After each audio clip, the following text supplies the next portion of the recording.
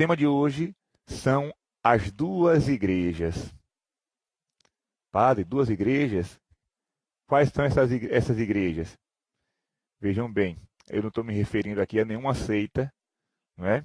A nenhuma igreja protestante, a nenhuma igreja à parte. Não. Quando eu falo de duas igrejas, eu estou falando de duas igrejas católicas.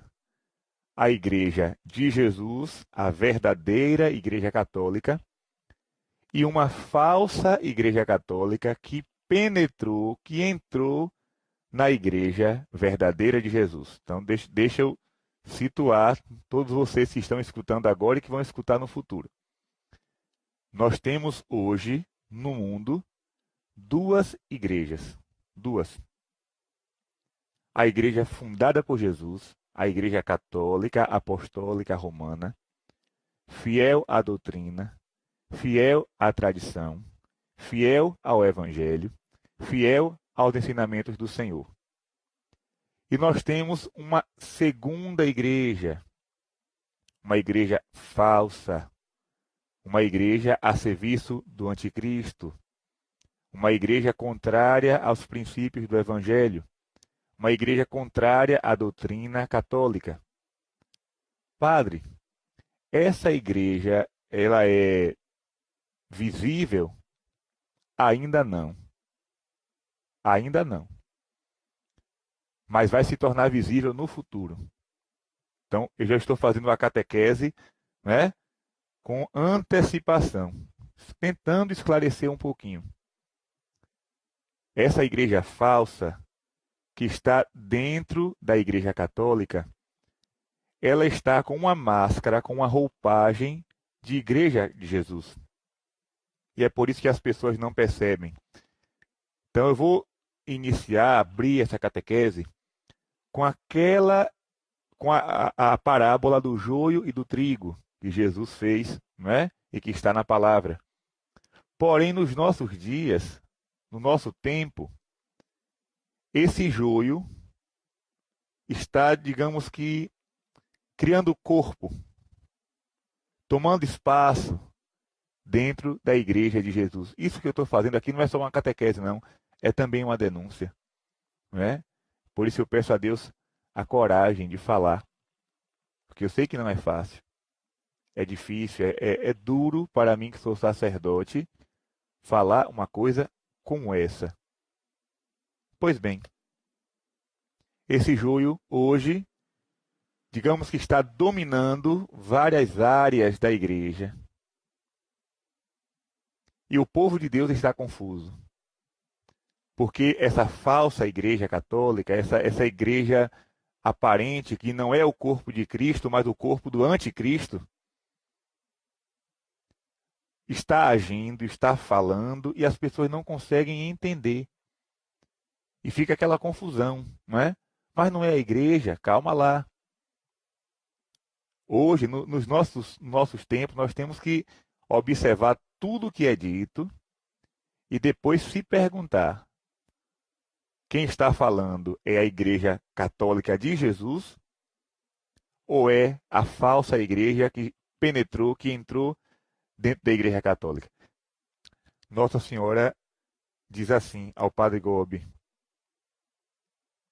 o rebanho de Cristo está sendo dilacerado por lobos vorazes que se introduziram sob as vestes de inofensivos e mansos cordeiros. Olha o que Jesus fala no Evangelho dos falsos profetas. Eles virão até vós, disfarçados de cordeiros, mas por dentro são lobos. Entre esses, há alguns que ocupam lugares de grande responsabilidade, e por meio deles, Satanás conseguiu penetrar e atuar no próprio vértice da igreja. Os lugares de grande responsabilidade só podem ser ocupados por clérigos. Quem são os clérigos? Os homens consagrados, diáconos, sacerdotes, né, os presbíteros, os bispos, né, os cardeais. Então, esses são os que ocupam lugares de responsabilidade. Então, Nossa Senhora falou, né? Os lobos ocuparam um espaço de responsabilidade. E por meio deles, Satanás conseguiu penetrar na igreja. Nossa Senhora em La Salette. A igreja passará por uma crise pavorosa. A palavra é pavorosa, pavor. Papa Paulo VI, 72. Ele vai falar que existe um pensamento, uma corrente de pensamento na igreja, e essa corrente é tão perigosa que pode se tornar, não é, maior no futuro. E aí vem Nossa Senhora em 1998 e diz que Satanás entrou na igreja por meio de pessoas que ocuparam lugares de responsabilidade. Pronto. Olha o passo a passo. Olha o passo a passo. Nossa Senhora avisa, o Papa denuncia, depois Nossa Senhora vem e confirma. Entraram na igreja de Deus lobos e estão ocupando lugares de responsabilidade. Clérigos. Essa é a falsa igreja que eu estou tentando explicar. Eu falei no início da catequese. A catequese de hoje é sobre duas igrejas, a verdadeira e a falsa. A verdadeira é aquela que se mantém fiel a Jesus. A falsa é aquela que está trazendo um pensamento novo para dentro da igreja. E esse pensamento novo aqui não é no sentido de evangelizar, de aumentar a evangelização, a propaganda da fé. Não. É no sentido de mudar mesmo, de modificar, de destruir o que existe para construir uma igreja nova. Aí está o perigo, né? Então, cuidado. O que eu estou falando aqui é muito sério, muito sério. Quais são as características dessa falsa igreja? E aqui eu vou ter que falar de coisas bem claras. Primeira coisa, o antropocentrismo. O centro da religião é o homem e não o Senhor. Então, tudo que é feito na igreja é feito para o homem e não para Deus. Hoje o povo tem uma compreensão errada disso tudo. O povo pensa que as coisas que a igreja faz é pura e simplesmente para o homem. E não é. O primeiro objetivo da igreja é cultuar a Deus, é glorificar a Deus, é render glória. O que é que Jesus diz? O Pai procura adoradores. Adoradores em espírito e em verdade. Olha, preste atenção. Jesus não disse, olha, o Pai procura pessoas que façam projetos pastorais. Não. O Pai procura adoradores. Que o adorem em espírito e em verdade. Então, a primeira missão da igreja é adorar a Deus. É glorificar a Deus. Padre, a missa é para quê? É para alegrar o povo? Não. A missa é para glorificar a Deus. A missa é um culto de louvor a Deus. Por isso, quando você for à missa, não fique procurando, não porque o padre A, o padre B, porque o ministério de música A, o ministério B, porque não. Onde o homem se torna o centro, Deus perde o espaço. A igreja existe para cultuar a Deus. A missa é um ato de louvor a Deus. Se o homem, se o padre, se o ministério do canto, se a pastoral litúrgica, se tudo isso se tornou centro, deixou de cultuar a Cristo. Deixou de louvar o Senhor. A igreja entra numa crise, como Nossa Senhora falou em La Salette. Então, o centro da igreja é Deus, não é o homem. O homem entra na igreja para se salvar, para pedir perdão, e não para se sentir bem. Por que é que eu estou na igreja católica? Existem milhares de religiões que me favoreçam, que favorecem o homem, que buscam o bem-estar do homem, que buscam o prazer do homem. Eu estou na igreja católica para salvar minha alma. Para adorar a Deus, para pedir a Deus perdão dos meus muitos pecados e salvar a minha alma. Simplesmente para isso. Ah, eu vou na igreja para me sentir bem. Está no lugar errado. Está no lugar errado. O centro da religião católica é Deus. Estou indo para lá louvar a Deus. Não estou indo para lá para cultuar a mim mesmo, para buscar o meu bem-estar. Cuidado. Outra coisa, a imanência no mundo é o segundo ponto da falsa igreja. O reino de Deus não se encontra na vida futura. A salvação significa a libertação do pecado social. Imagine. Imagine. O que é pecado, padre? Pecado é aquilo que fere, né, o social. Pecado é a injustiça somente, pecado é a pobreza, pecado. Essas ideias estão reinando na igreja hoje. Então, o que é a salvação que Jesus veio oferecer? Não é a salvação da alma, o perdão dos pecados, não. O reino de Deus é aqui na terra.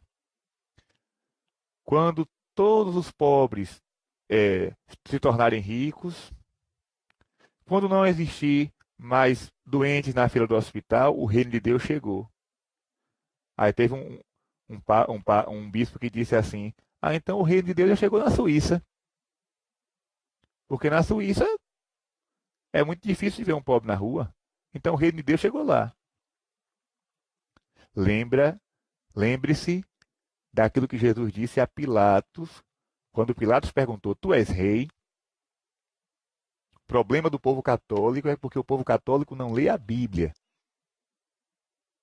Por onde eu passo, eu digo ao povo: gente, toda missão que eu faço, toda novena que eu prego, né? Eu digo: gente, comprem a Bíblia e o catecismo e leiam.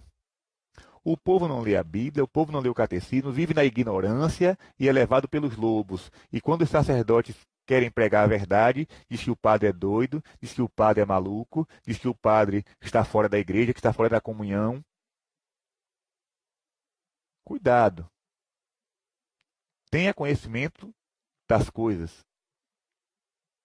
Isso é muito sério, minha gente. Isso é muito sério. Jesus disse a Pilatos: o meu reino não é desse mundo. Atenção, atenção. O meu reino não é desse mundo. Ah, padre, mas no Pai Nosso a gente reza: venha a nós o vosso reino. Esse venha a nós do vosso reino não se trata somente de imanência, não. É transcendência também. A plenitude do reino de Deus vai acontecer com a segunda vinda de Cristo, com a parousia. Não é através do poder político, não. Tem muita gente aí achando que o reino de Deus se constrói através da política. Isso é mentira. Isso é uma falsa doutrina, isso é uma falsa igreja. Não é. Se você está pensando que o reino de Deus vai acontecer por meio da política, você está numa barca furada. Isso sim. Né? Então, a imanência, a salvação, essa coisa de confissão, de falar de inferno, de purgatório, não, isso ficou no passado. O inferno é aqui. Quando acontece a injustiça social, então é um inferno. Então, para que aconteça o reino de Deus, temos que vencer as injustiças, temos que proclamar a libertação do pobre, do oprimido. Essa doutrina não é a doutrina de Cristo. Está entendendo, minha gente? Pois bem, outra coisa. A nova eclesiologia. Eclesiologia é o estudo sobre a igreja. Diz assim: a igreja é parte do mundo. Não existe para si, mas para servir o mundo. Por isso ela deve dissolver todas as suas instituições próprias. Na liturgia, qualquer batizado pode fazer o papel de padre. Olha aí. Olha aí que coisa interessante. Uma nova eclesiologia. Não, aquele modelo de igreja já passou. Agora temos que construir um novo modelo de igreja. Que novo modelo é esse? Que novo modelo é esse? Esse modelo se sustenta em quê? Existe uma hermenêutica da continuidade? Existe uma ligação com o que foi dito no passado? Então, Nossa Senhora fala: não se esqueçam as lições do passado. Por que Nossa Senhora está dizendo, agora, que nós não podemos esquecer as lições do passado? Nossa Senhora é mãe, ela vê o futuro. E ela sabe que no futuro surgirão novas lições, novos ensinamentos. Então ela está dizendo, não se esqueçam as lições do passado. Aquilo que foi dito lá atrás. Isso significa hermenêutica da continuidade. Ou seja, a igreja continua falando o que ela sempre falou. Não tem vou usar um termo aqui bem popular, não tem que aguar, né? Não tem que aguar a doutrina. Não tem que relativizar. Não, porque vamos né, frear um pouquinho, vamos mudar isso aqui, mudar aquilo outro, para ver se o povo vem. Se as pessoas não vierem pela verdade, é melhor que não venham mesmo. Ontem, na missa, aqui na minha paróquia, eu disse no final da missa. Já falei isso várias vezes. E vou falar, né, enquanto Deus permitir. Quem está na Igreja Católica procurando outra coisa que não a santificação, está no lugar errado. Pronto. Guarde essa frase no coração, não é? Quem está na Igreja Católica procurando outra coisa que não ser santo, está no lugar errado. Vaza. Suma. Desapareça. Sabe por que eu estou dizendo isso? Quando uma pessoa está na igreja com outro objetivo que não seja o de se santificar, ela atrapalha quem quer se tornar santo. Quando a pessoa está na igreja, seja ela leigo ou clérigo, ou consagrado, consagrada, quando está na igreja querendo outra coisa que não seja a santificação, atrapalha. Por exemplo, numa comunidade religiosa, se entra lá um vocacionado com outros pensamentos que não adorar o Senhor, ele bota a comunidade a perder. Ele transforma a comunidade num açuque-sal do inferno. Uma congregação religiosa, quando uma vocação entra numa congregação com outras ideias que não sejam as ideias de Cristo, bota a congregação a perder. Um padre numa paróquia que não prega a verdade do Evangelho e a verdadeira doutrina, ele bota a paróquia a perder. Isso vale para grupo de oração, isso vale para pastoral, isso vale para movimento, isso vale para qualquer coisa. Se você está na igreja e não está interessado em amar a Deus, se tornar santo, então você está no lugar errado, irmão. Por favor, dá licença. Então, se você está na Igreja Católica e não quer buscar a santidade, por favor, dá licença, porque você está atrapalhando quem quer ser. Tem um ditado aqui no Nordeste, acredito que no Brasil, o Brasil todo conhece esse ditado. Uma ovelha ruim bota o rebanho a perder. Isso vale para a igreja. Uma ovelha ruim dentro da igreja bota tudo a perder. É por isso que Jesus fala do joio e do trigo. E é por isso que eu estou falando da falsa igreja e da verdadeira igreja. E vou falar agora também das profecias de Nossa Senhora de Anguera. Agora, meu irmão,